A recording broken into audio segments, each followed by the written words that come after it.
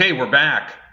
In the last video, of course, we installed the MongoDB application, and in this video, we're going to go ahead and install the MongoDB shell, which is basically required.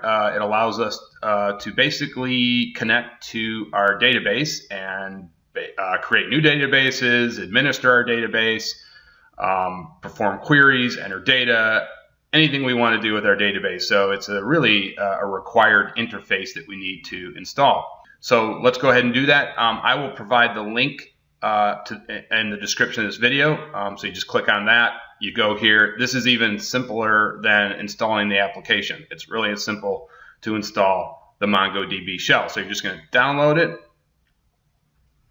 and then click on it. And go ahead and hit next. This is another next, by the way. Really easy, really quick, much quicker than actually installing the application. See how that was just lightning fast. Okay, so you're going to hit finish, and then we're going to go to run, and we're going to go to command. Okay, so now what we're going to do is type in Mongo sh. It's going to load it up, and I got a warning. I love warnings. Found Mongo RC, but not Mongo shrc will not be loaded. Oh, you know what?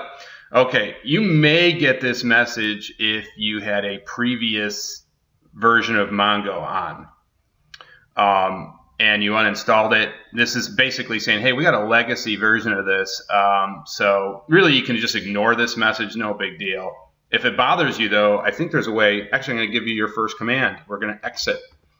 So you exit, we're going to go back to DOS and reload the Mongo sh, and then it's -- no RC. And what you're basically saying is just ignore this file. You don't really need it. So you just hit this, and now it should load it. And you see we didn't even get that warning. So, but again, if you do get this, you can just ignore it. No big deal. Okay, so let's go ahead and expand this out. So the first you first load into this test database. So that's what this is, by the way. It's you load into this test database.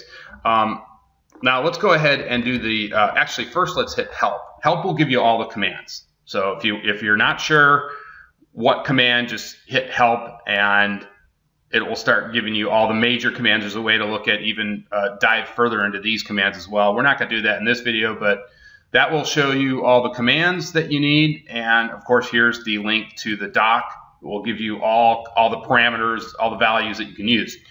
Okay, so the first thing we want to do is what we did in the last video. Actually, let's go ahead and show the databases.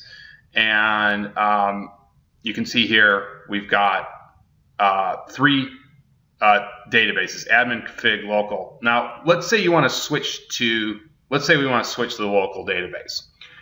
Let's go hit use. That's the command you use. use. And you can see up here it tells you set current database. So we're going to set it to local. And there you can see now we are in the local database. So it's just that simple. Okay,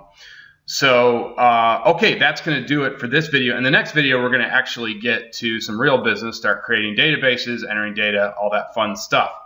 Thanks again for watching.